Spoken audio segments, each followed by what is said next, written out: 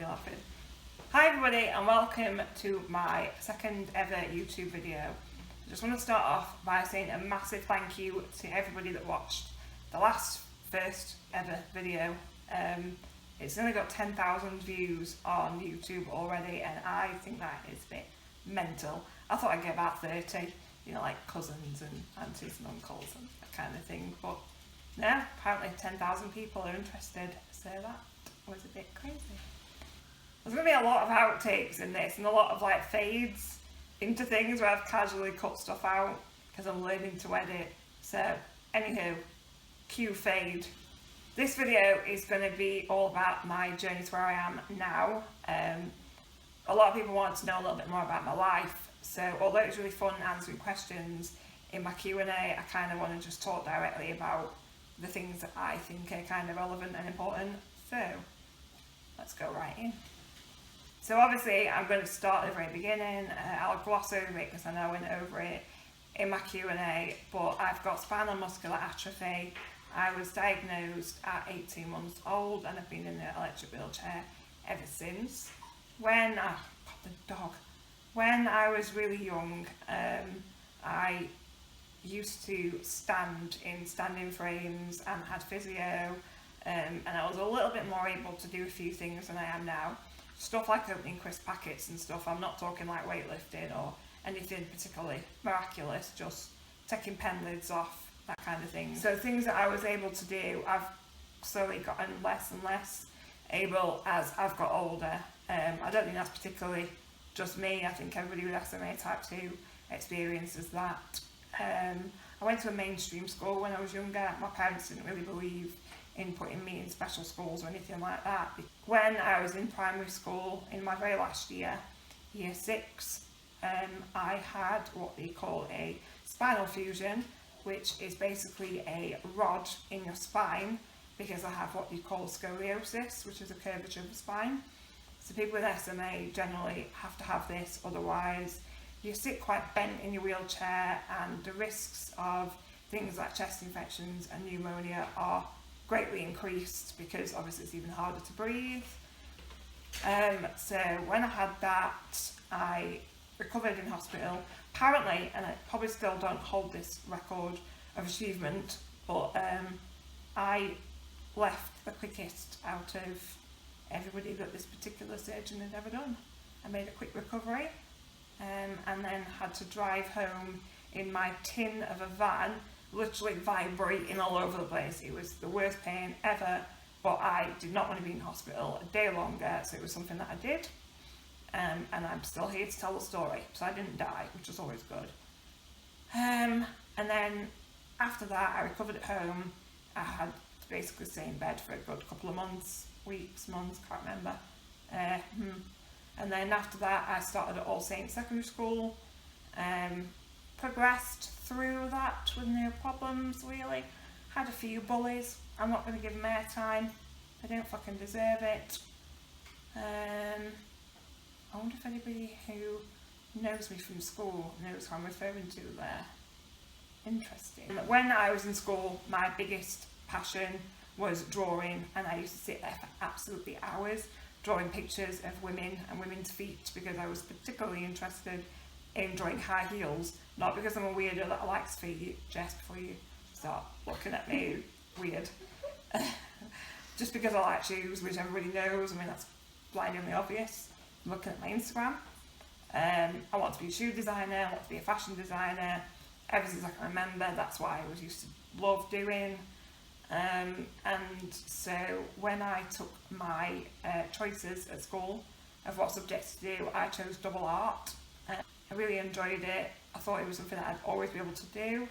However, in the middle of my GCSEs, was it GCSEs? Yes, it was GCSEs.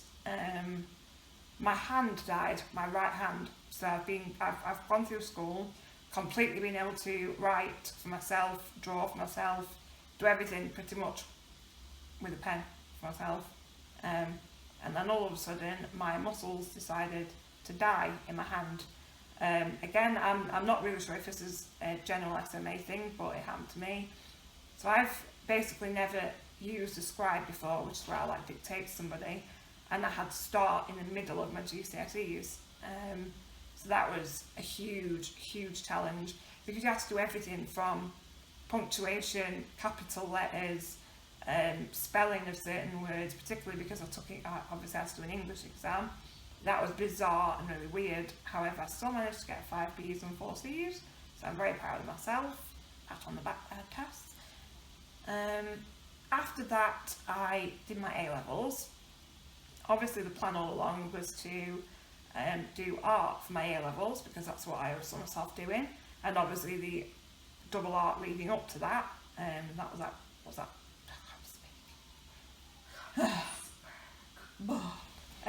That was leading up to that, but clearly didn't work out with no right hand, and I look a bit like my little sister. Well, in fact, that's a really bad insult to Nuala. She can write a hell of a lot better than I can with my left hand, even when she was probably 3. So, scrap that, sorry Nuala. So instead, I took sociology and psychology, because the new plan of life was to become some form of social worker, or my other thing was working with young offenders. So I did that, I passed that went fine, went to university, I studied criminology and psychology, met some of my best friends that I'm still around now at university. I have no regrets, as in going to university itself, because I wouldn't have met the people that I know now. However, criminology and psychology hasn't enhanced my life in any way, shape or form. Didn't really do anything with it. I left university and then did some work experience at a youth offenders centre, and I loved the people there. I really enjoyed it. I enjoyed working with the young offenders themselves. However, it was a hell of a lot of work, and I felt really drained physically. Also mentally, I take my hats off to the people that do it. I went home every night finding out a new issue that people have, and I just thought about it all the time, and I don't think I could really cope with that for, well, God, into my pension years. So I decided it wasn't really for me. So in the time after that, I kind of felt a little bit useless, if I'm totally honest with you. Didn't really feel I had an identity, because I didn't do a particular job. I didn't have a role. I didn't have a purpose in life, so to speak. Because obviously the whole fashion stuff seemed to be out the window for me. I felt a bit sorry for myself in the sense I couldn't really do that. Clearly I wasn't going to be a model anytime soon, because disabled models didn't really exist that much back then. It's changed a lot now, but yeah, that was the way I felt. So that was dead in the water straight away. So for those years I kind of flitted between doing a bit of charity work here and there, getting involved with different organisations. I planned a fashion show, a charity fashion show, for a charity that was then called the Jennifer Trust. It's not called that now, but that is to support people with SMA, so like ourselves. And basically this fashion show was called Disabled and Sexy, because, well, it was trying to show that disabled people can still be sexy. I always feel a bit weird saying that, because it feels a bit like cliched a little bit. Oh, everyone's like, you're so pretty. Even people in wheelchairs can be pretty. It's like, I'm not calling myself pretty, but I know a hell of a lot of people in wheelchairs who are really pretty. Oh my gosh, I'm going off on a tangent. Anyway, so I did this fashion show, and it raised a lot of money for this charity. I really enjoyed doing it. So it kind of kick-started me to be back into, try anyway, and get into the whole fashion thing. So after that, I did a home learning course in fashion styling, paid a lot of money to do it, got the first exam through, and I had to do a mood board on monochrome, basically anything to do with monochrome fashion. And I sent it back in, and I basically failed, because they told me that monochrome was something that it wasn't. So I was like, I've paid about 200 quid for this course. I don't even fucking know what they're talking about. So I never did it again. I think there was like 17 modules, and I did one because they didn't even know what monochrome was. I mean, folks telling me this picture that I stuck on my board is monochrome. I'm more likely to believe Vogue than I am them.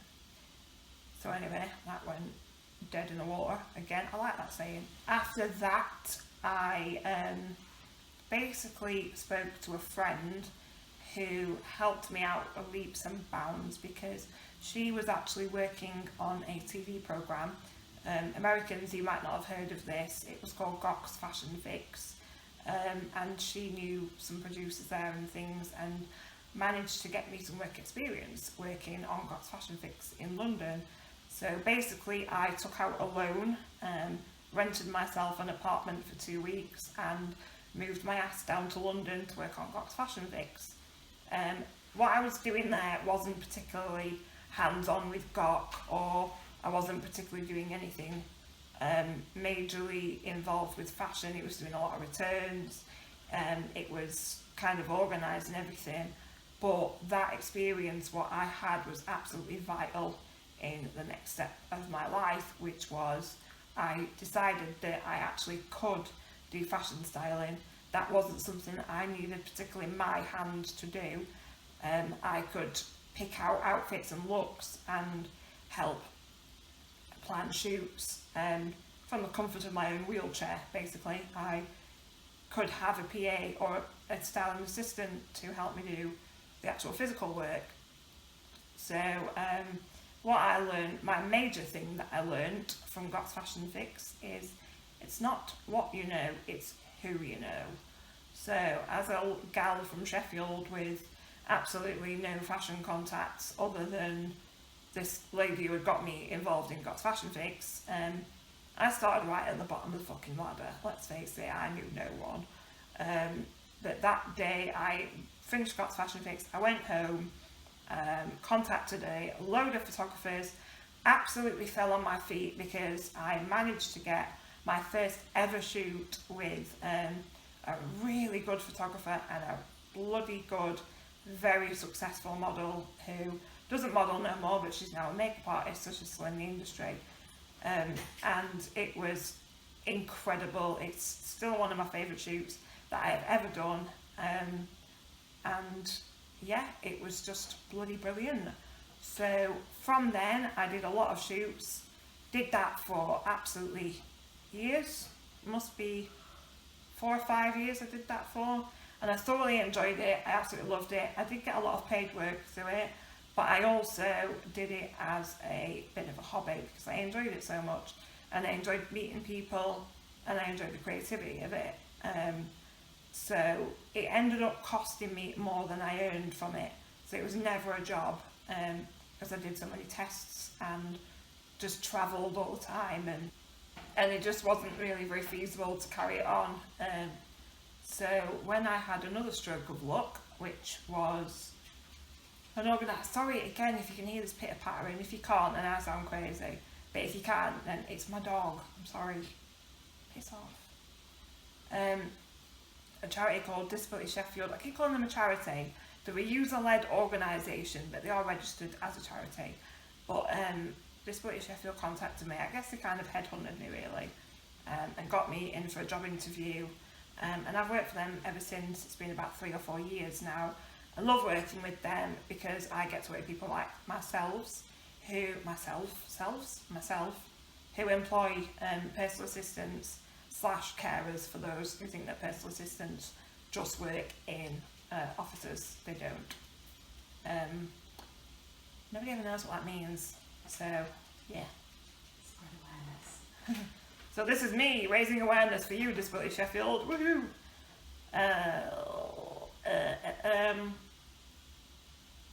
So yeah, that is what I have done for the last, like I said, 3 or 4 years, repeating myself. So moving forward, I then randomly saw a post on one of my friends' pages who had got a bionic arm, and she was eating with it, I think, in the thing that I saw, and I immediately was like, that will absolutely change my life. For a starter, I can eat peas and soup without looking like a 2-year-old that's trying to feed themselves for the first time. So I knew I needed that. Also, I hadn't been able to do my own makeup properly for several years before that. Again, I know I mentioned that in the last video, but I don't really think I went into it that much. Basically, the seating of my wheelchair and the kind of blocks that hold me up in my wheelchair define what I can and can't do activity-wise, such as feeding myself, giving myself a drink, doing my own makeup, holding things up like mobile phones. In some wheelchairs I can prop my elbow into a position where I'm able to do a lot of those things, whereas in this new wheelchair, although I look a lot better visually to other people, I've got a bit of an obsession with being able to see me more than you can the wheelchair, because I'm quite small and I'm probably less than 5 foot. Wheelchairs look like they swamp me a lot of the time, so it's really important that they're not big and bulky and scary looking. And this new one looks great, but halves my activity ability completely. I can't hold a drink up for myself anymore. I can't hold a mobile phone up to my ear anymore. I have to have like hands-free sets in all the time. What else? And obviously can't do my own makeup. So that happened as well with the previous wheelchair. That's why I haven't been able to do it for so long. So when I saw this bionic arm, I was like, oh my god, this is going to change everything for me. I saw a video of this girl doing liquid eyeliner and I was like, I want to do liquid eyeliner. I want to do that for myself. I'm sick of not being able to do it, or asking a PA to do it for me and then look like Amy Winehouse with like eyeliner up to my eyebrow or something, because it's hard to do. Well, yeah, shit. Sorry. Sorry, my PA's sat there. Hi, Jess. Hi. Again. It's like I'm in an audience. I've got Bronson and Jess just sat staring at me like this. Oh. So I got this arm by crowdfunding, but not particularly crowdfunding because it was through people I knew. I just put it on Facebook, begged everybody for the help, and I still cry when I think about it. I thought it was going to take me absolutely months to raise a couple of £1,000 to get this arm. It took me 5 days to raise £1,000 over what I'd asked for, which enabled me to buy 2 bionic arms for both arms. I look like some off Robo Wars, whatever it is, Robot Wars, when I wear them both. I rarely wear them both, but it's great that when I need both arms, I can, because of everybody's sheer generosity. So if anybody's watching this who donated to me, this is all on you. Thank you, people. Go team. Jess is putting a fist up to you as well. Go team! Oh, yeah, Jess donated. Thanks. Alright. So I got this arm, tried it on, literally cried when I tried it on. I was that amazed by it. Got it a few weeks later and did my makeup with it a few times, learned what to do again, kind of taught myself how to do stuff, because I've never drawn my eyebrows on before. Before this year I have never drawn my eyebrows on, and if I have, they looked a bloody state. I've never worn false eyelashes before this year. Again, I can't take the credit for that because Jess does that for me. Or Nat's learning to do lashes. Go Nat. Alia shits herself still, but she's getting there. Kind of. She won't watch this anyway. Fuck you, Al. What else? So yeah, when I had the arm, I was learning to do things all over again, baby steps, and one day I just randomly sat forward to do something that I felt was going to need a really steady hand, and I don't know why, but I discovered that I could do it in a certain position. So ever since then, I've been really practicing every single, well, I can't say day, that's a lie, week on how to do something a little bit more intricate. So the makeup was getting better. That's stage 1 of how I am where I am now. The makeup was improving. And then it's a bit weird how I kind of did get into the whole Instagram thing. Obviously I have always absolutely wanted to do something with fashion and beauty. That should be pretty obvious from what I've been saying about my dreams and stuff when I was younger. However, I never thought I could do it on me because of the wheelchair, because of my limitations. I can never model. I can't do any other pose apart from hand on the control, hand off the control, hand on my lap, hand off my lap. That's it. I've got 4 poses. That's about it. Oh, and I've got 2 sides, so that makes about 8 poses. If my maths says me correctly. Yeah, so I can do anything fancy and be all, oh, I'm walking and my hair's casually blowing, or I'm gonna cross my leg. Like, I can't do that. That's just not feasible. Which is why I haven't tried anything dramatic in my posts. This is me, like it or lump it. So yeah, that's why I've never tried to do it on myself. I've always styled other people or decided on makeup looks for other people, that kind of thing. So yeah, how I got the old Instagram up to 40k was one day, well not even one day, me and Jess have been obsessed with Instagram for a long time, but we kind of decided that we wanted to really get into the whole Insta blogging type thing and taking pictures. Jess is really into photography, so she helps me. The setup is all Jess, so she's done this for me. Thanks, Jess. Woo! Go team again. So she really helped me with that. She's a little bit lackadaisical with her Instagram. What does that mean? Lazy. Oh. And a bit hit and miss. She enjoys doing it, but she only does it when she's at my house because she's lazy as fuck. So I post more regularly than her. Plus, I've got a bit of a problem, and I spend far more money on makeup than she does. So I've got a hell of a lot more to post about because I'm a spendthrift and I've got problems. So that's why. So yeah, basically we had this kind of challenge to see who could get more followers. And that sounds really weird. We've got a lot of fucking time on his hands, alright?